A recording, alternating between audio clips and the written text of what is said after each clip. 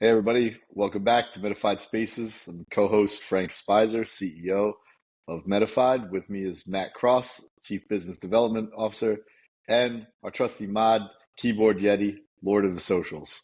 How's Hey, it going, everybody out there?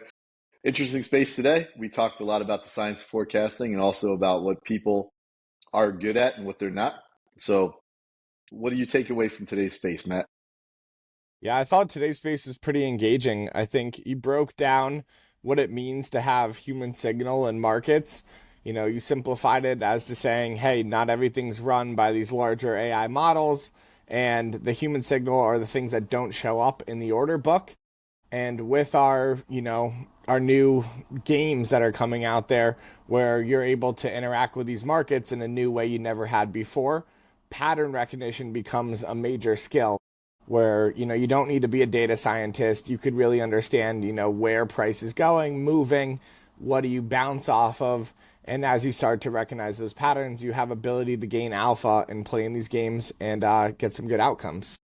Yeah, and if you gain alpha and you contribute it, then you can actually get rewarded for it too, which we talked briefly about the economics of that and how we set it up so people get rewarded. And to your point, decidedly, sometimes the best performers are not data scientists, they're not traders. We're seeing people with, spatial skills, with good intuition, with just good guts in some cases become pretty good at playing the game. And Yeti, you spoke a little bit about getting a relationship with the asset and understanding like playing the 1 minute games. You start to see some patterns. How long did it take you to start seeing those patterns, and when did you notice that they were even there? well, I just think it develops. I don't think there's any like set kind of eureka moment. It just kind of develops. You get better and better at it the more you do it. So I still feel like I'm getting better at it doing it, but I am substantially better than when I first started doing it. Just just watching the charts, like just I find it in rangefinder as well in the Discord where where you're sitting there kind of paying attention to it, watching its movements. You just begin to get a feel for how it moves, and particularly when you're paying such close attention in spot where it's these 1 minute intervals, and so you're watching every single price fluctuation. You really begin to. It's like a, as you said, like a pattern recognition kind of thing, like an instinctual understanding of it.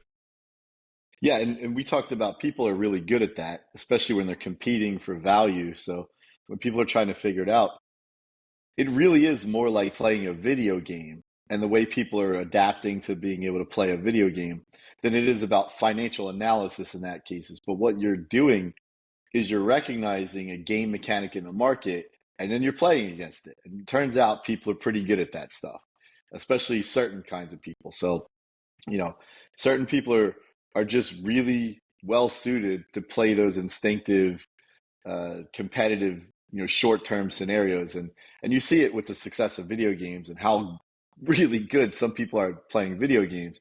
And we've just sort of taken that, made a sport out of trading, and then turned that loose on the world.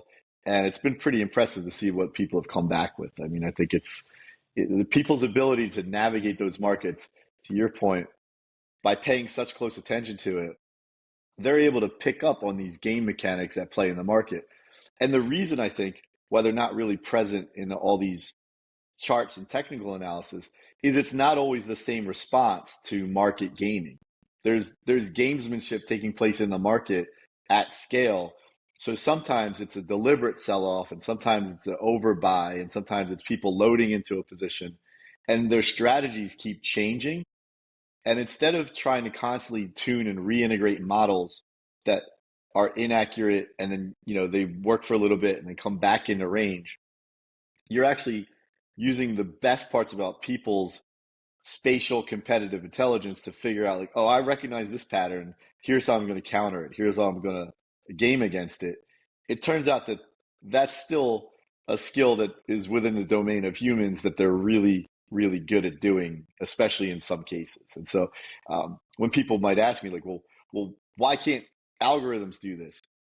It's because algorithms are sort of adapting to a set of instructions and a set of parameters to operate within, and they're not good at subjectively switching contexts and dropping into a new algorithm or seeding to a new algorithm. But humans are just fluidly doing that as they go. They're like, okay, this is the way I'm playing this board. This is the way I'm playing this stage. You know, I am in this campaign. I play this way. It's a multiplayer. I play this way, and I notice when there's different people with different capabilities, it's the same thing.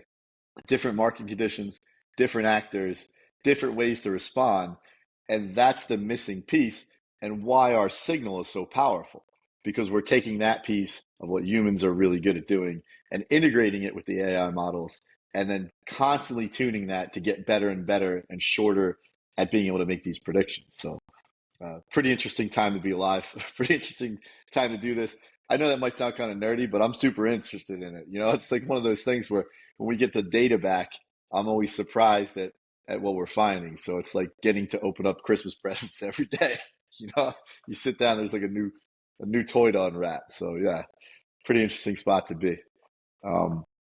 We also talked a bit about today about potentially the return of ETH to the usefulness of DeFi, and it never really left. But you know, Matt, you want to give us a brief summary on, you know, maybe what happened to ETH and sort of why we're where we are and what could happen versus what is likely to happen?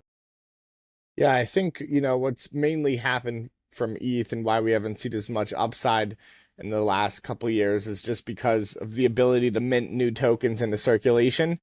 ETH is, you know, natively an inflationary system.